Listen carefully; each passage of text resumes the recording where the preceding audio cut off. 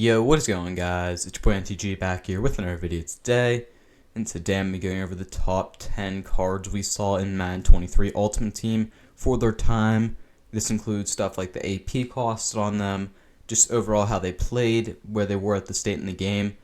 And basically, Madden 23 Ultimate Team's over. We're not going to see too many more releases of cards, most likely at least.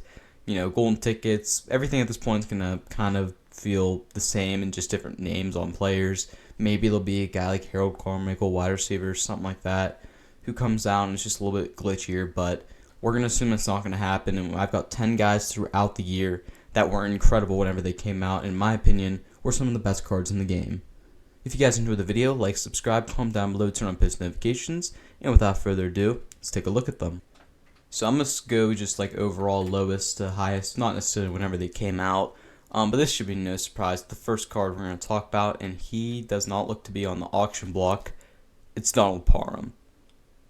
This card was one of the greatest cards we've seen in Ultimate Team history. I mean, he's up there with, Eric Dickerson, Quadzilla, which may be talked about in a little bit. He is one of the greatest cards we've ever seen, and why is that? I believe he's 6'7", maybe even 6'8" tight end, which is incredible height, one of the tallest tight ends we've ever seen in the game. This guy had the same speed basically as TARIQ. I think he had one less speed than TARIQ whenever he came out as a tight end, and this was a day one card, guys. He was taller than everybody, faster than everybody, had good route running. The only knock on this tight end card was he did not know how to run block. But trust me, you would give that up any day of the week. Yeah, he's not even on the block right now. Now, as of right now, the Donald Parham, the 99 overall, he's still really, really good. Don't get me wrong, but, you got linebackers, safeties who got the same speed now. Beginning of the game, you did not have that. That's what made this card incredible, and that's why it's probably going to go down as the greatest card in Madden 23 Ultimate Team history, and maybe even all time. I mean, he was my favorite card to ever play with. This guy was one of the best cards we've ever seen, and easily one of the top 10 cards of the year. The next card we are going to discuss is this TARIQ WOOLEN card. Probably the best comp pass player we saw at the time of release. 89 speed, 89 excel, 88 agility, 90 jumping, 79 play rec, 87 man with 84 zone, 84 press.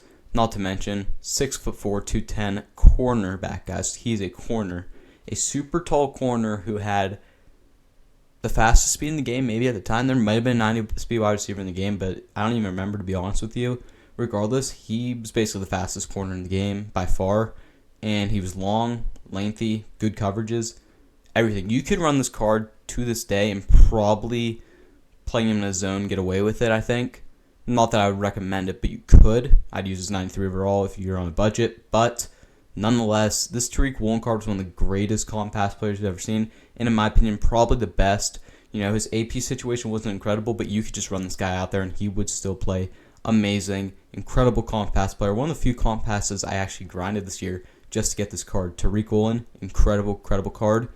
Easily top 10 of the year as well. Now we're transitioning over to a card that, from the time of those releases, I don't think we really got an insane card that I can remember of.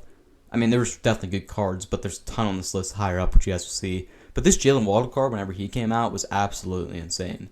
94 speed, 89 jumping, 94 catching, 93 catching traffic, 92 spec, 94 short, 93 medium, 92 deep, 5'10", 180. He's a little small. That's the only knock you can give on him. But fastest card in the game, incredible catching, incredible route running. Above 90s and everything. This card, there's a reason he was about 2.5 million coins. It's because he was worth it. This card, the best receiver in the game, probably until Christmas. This card, he was absolutely insane. One of the better wide receivers we saw released all year. And, if you played during this time, you knew that if you saw blitz JAYLEN WADDLE, you were in trouble. Now we're moving to a card which, this is also probably going to be one of the Madden 23 Mount Rushmore GOATs. This Julius Peppers card was incredible. Let's start out with the obvious. 6'7", free safety. Huge guy. You can play in the box.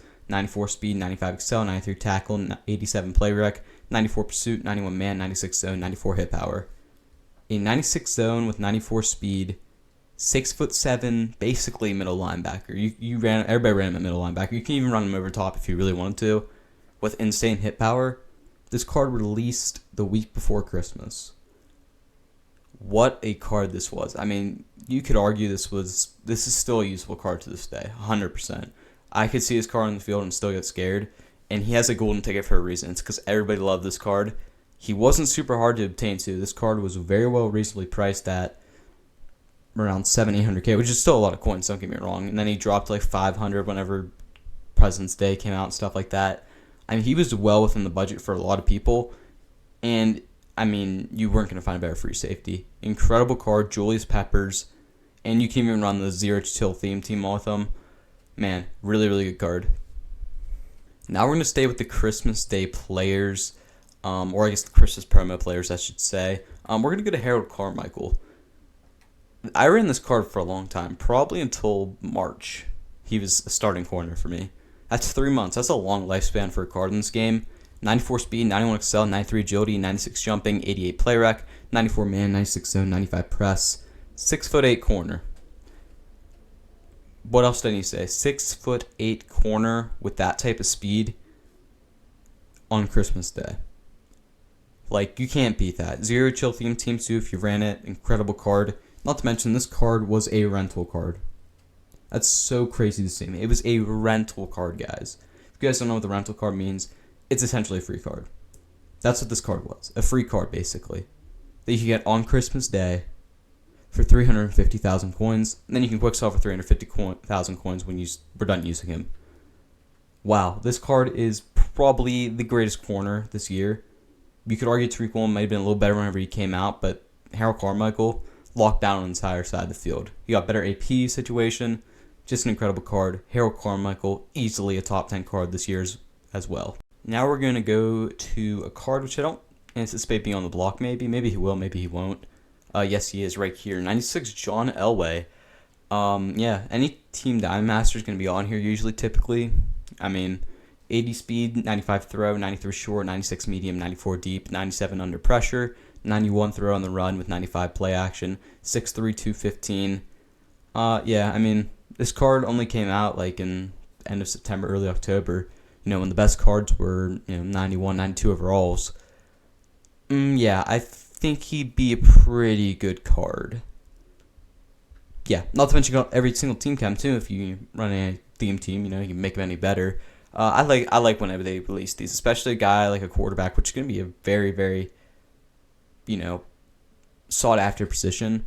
John Elway was a great choice this year and such a good card. I mean, there's a reason, again, this card was 3-4 million coins, until recently whenever, we started seeing more team quarterbacks. Mahomes got every team cam, stuff like that.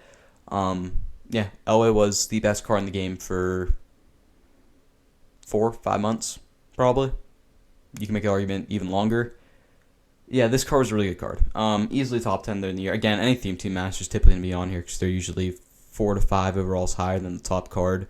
So John Elway, incredible card. Need him at the time if you want to be a top tier player. Didn't need him, but it gave you such a big advantage. John Elway, incredible card. Now we're going to discuss back-to-back, aka new class cards. The first card we're going to bring up is J.J. Watt, the Milkman.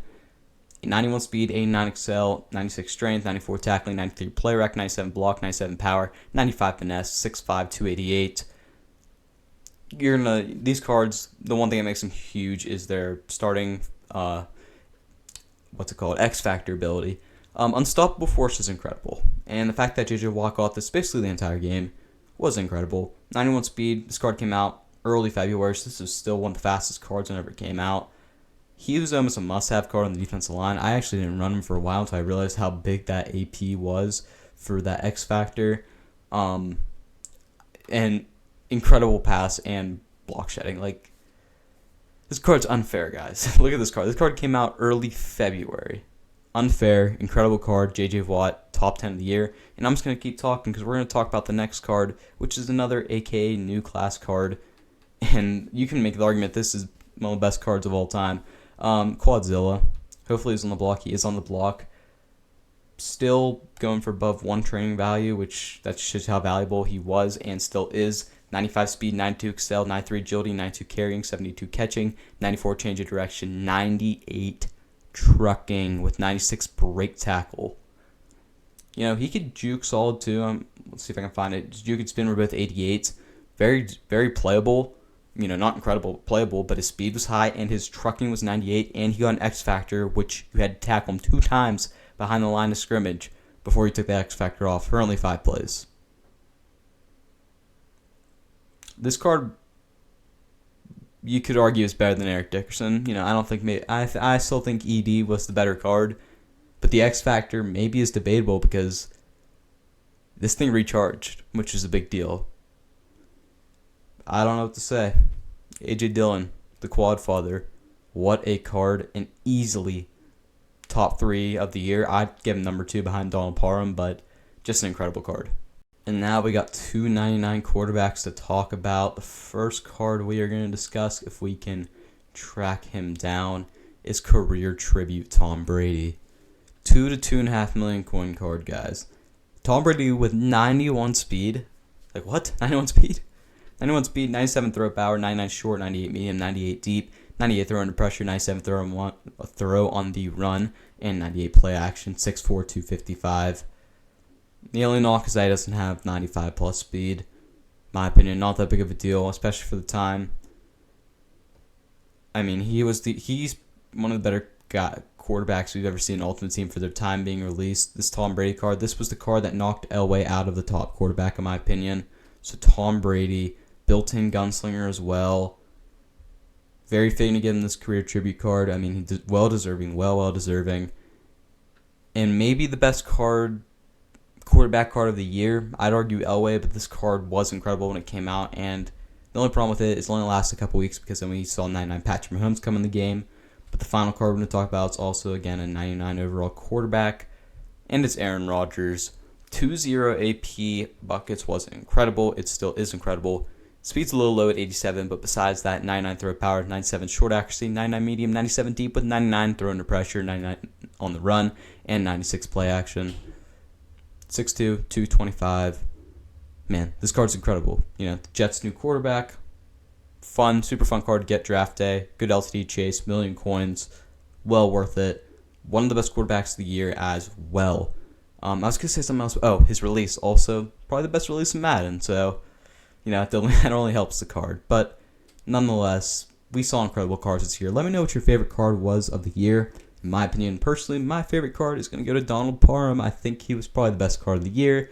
But everybody has their own opinion. Let me know what you think about it in the comments below. Stay tuned for tomorrow's video because I've got an idea which I think is going to cause some controversy.